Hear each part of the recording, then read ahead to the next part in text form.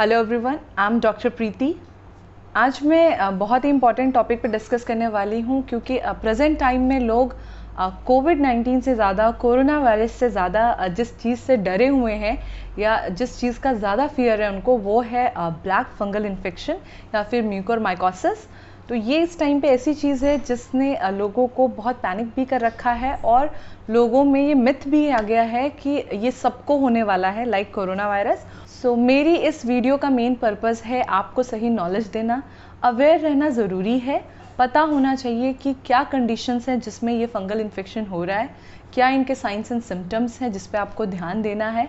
Main ये चीज़ें हैं जिसका आपको पता होना चाहिए, बिकॉज़ अभी जो रिपोर्ट्स आई हैं उसके अकॉर्डिंग कुछ हाई रिस्क पेशेंट्स ही हैं जिनमें ये ज़्यादा देखा गया है, सब में नहीं हो रहा है। तो अगर आपको लगता है कि आपको भी कोविड एक्सपोजर हुआ है या आप रिकवर कर रहे हैं या अभी आपको एक्सपोजर हुआ है तो आपको भी ये फंगल इन्फेक्शन हो जाएगा, तो ऐसा नहीं है। तो सबसे पहली चीज़, पैनिक मत करिए, परेशान मत होइए।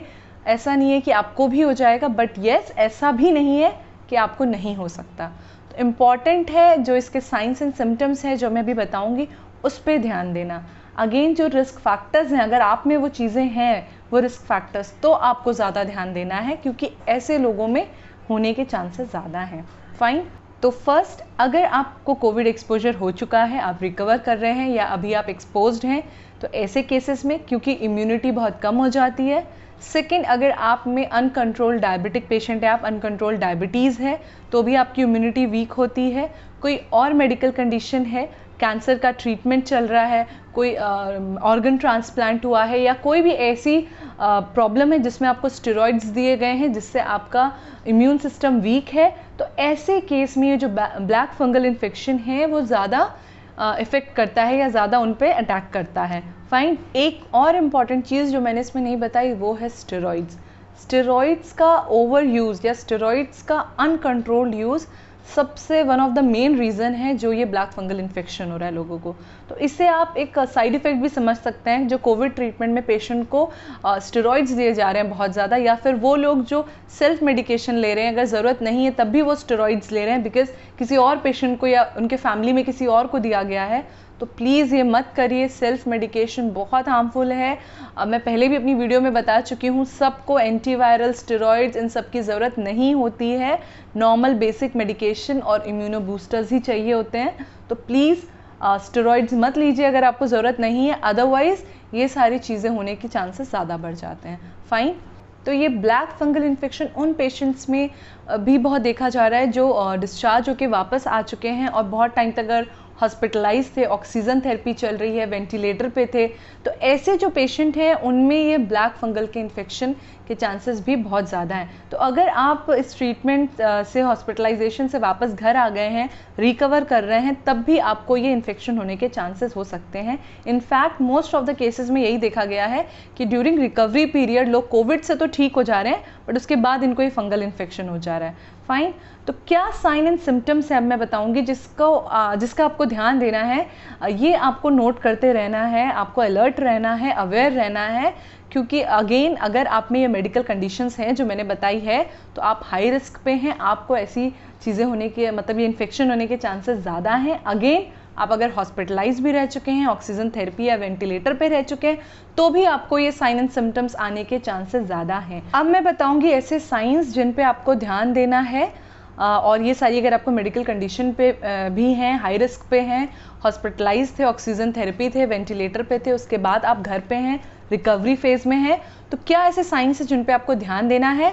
सबसे पहले, अगर आपके नाक से कोई ब्लैक डिस्चार्ज आ रहा है, नोज से ब्लीडिंग हो रही है या ब्लड आ रहा है, आईज़ में आपके पेन है, हेडेक हो रहा है, आईज़ के अराउंड या आंखों के चारों तरफ स्वेलिंग आ गई है, अगर आपको खाना चबाने में, च्युइंग करने में प्रॉब्लम हो रही है, माउथ ओपनिंग में प्रॉब्लम हो रही है आपको, तो ये सारी चीज़ें जो हैं ये कहीं ना कहीं साइंस है कि आप में ब्लैक फंगल इन्फेक्शन हो सकता है। तो इनका आपको बहुत ध्यान देना है। फाइन। तो अगर आपको इनमें से कोई भी ऐसे साइंस दिखते हैं, कोई ऐसे चेंजेस अपने में दिखते हैं, तो please do consult your doctor. जिसको भी आप दिखा रहे थे उनसे कंसल्ट करिए। वो जो भी रिलेटेड इसके डॉक्टर होंगे या जो भी इससे रिलेटेड मेडिकेशन होगी वो आपको देंगे। तो प्लीज़ इम्पॉर्टेंट है, डिले मत करिए। जैसे ही कोई भी एक साइन आपको ऐसा लगता है या कोई भी ऐसा कोई चेंजेस आप में दिखता है तो सबसे पहले अपने डॉक्टर से कंसल्ट करिए, क्योंकि जितना ही आप डिले करेंगे उतना ही ये इन्फेक्शन बढ़ता जाएगा और अदर ऑर्गन्स को भी इफेक्ट करेगा। इनिशियल स्टेजेस में ये आपके नोज और साइनस को इफेक्ट करता है। लेटर ऑन जब ये इन्फेक्शन और बढ़ जाता है तो आपके आईज को मेनली इफेक्ट करता है। इसीलिए प्लीज़ बी अलर्ट और ये ध्यान में रखिए कि ये रिकवरी के बाद, कोविड एक्सपोजर ख़त्म होने के बाद भी हो रहा है। तो प्लीज़ अलर्ट रहिए और कोई भी ऐसे साइन एंड सिम्टम्स दिखते हैं तो इमीडिएटली डॉक्टर से कंसल्ट करिए। जो भी रिक्वायर्ड उसका टेस्ट होगा या ट्रीटमेंट होगा वो किया जाएगा। फाइन। अब मैं आपको कुछ बताऊंगी इम्पॉर्टेंट टिप्स। ये बहुत इम्पॉर्टेंट है क्योंकि साथ में ये चीज़ों का ध्यान देने के साथ में एक जो इम्पॉर्टेंट चीज़ आपको करनी है वो बहुत ज़्यादा क्लीनिनेस मेंटेन करना, साफ़ सफाई रखना। क्योंकि ये जो ब्लैक फंगल इन्फेक्शन है या ब्लैक फंगस है, ये ऐसा नहीं है कि एकदम नया है या कोविड टाइम में ही ये आ गया कोविड के साथ, ऐसा नहीं है। ये पहले से ही था, ये एयर में ही होता है, बट ये बहुत रेयर फंगल इन्फेक्शन है और मोस्टली उन्हीं लोगों में होता है जो इम्यूनो कॉम्प्रोमाइज्ड होते हैं। तो इस टाइम पे जब लोग कोविड एक्सपोजर है लोगों का, ऑलरेडी उनकी इम्यूनिटी कम है और उनको मेडिकल प्रॉब्लम है, तो इसीलिए ये इन्फेक्शन का एक्सपोजर भी और ज़्यादा बढ़ता जा रहा है। फाइन। बट मेरी इंपॉर्टेंट टिप्स आपके लिए ये है कि बहुत ज़्यादा साफ़ सफाई रखिए, क्लीनिनेस मेंटेन करिए। और एक इम्पॉर्टेंट बात जो मैं बोलना चाहूँगी, प्लीज़ नोट, आप जो भी मास्क लगा रहे हैं, स्पेशली क्लॉथ मास्क, अभी इतना समर्स के टाइम पे इतनी जल्दी वो वेट हो जाते हैं, गंदे हो जाते हैं, तो please do change your mask frequently अगर सर्जिकल है, और अगर क्लॉथ मास्क है तो फ्रिक्वेंटली उसे वॉश करिए, क्योंकि ये भी बहुत इंपॉर्टेंट है। पूरे टाइम आप मास्क को अपने मुंह पे लगा के रखते हैं, अगर वो क्लीन नहीं है, अगर वो बहुत वेट है, तो वो भी एक चांस हो सकता है इस इन्फेक्शन का। तो प्लीज़ साफ़ सफाई रखिए। अपने जो भी चेंजेस आ रहे हैं बॉडी में या कोई ऐसे साइन सिम्टम्स दिखते हैं तो उनको नोटिस करिए, अपने डॉक्टर से डिस्कस करिए, और टाइम पे अगर ट्रीटमेंट लेंगे तो होपफुली ये प्रॉब्लम जो इतना इन्फेक्शन बढ़ रहा है इसकी वजह से जो डैमेज हो रहा है तो ये नहीं हो पाएगा, उससे आप बच सकेंगे। फाइन। तो आई विश जो बेसिक चीज़ें मुझे इससे रिलेटेड आपको अवेयर करनी थी वो मैंने आपको बताई, एंड आई होप कि आप पैनिक नहीं करेंगे, परेशान नहीं होंगे, बस अवेयर रहेंगे, सही नॉलेज लेते रहिए और हर चीज़ के लिए अलर्ट रहिए। फाइन। सो अगर आपको ये अच्छी लगी है वीडियो या हेल्पफुल लगी है तो और भी लोगों से शेयर करिए, उनको भी ये नॉलेज दीजिए, और प्लीज़ लोगों को पैनिक होने से और परेशान होने से बचाइए, बिकॉज इस टाइम पे बहुत ज़रूरी है पॉजिटिविटी होना, मेंटल हेल्थ बहुत इंपॉर्टेंट है इस टाइम पे।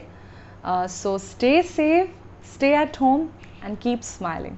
Bye bye.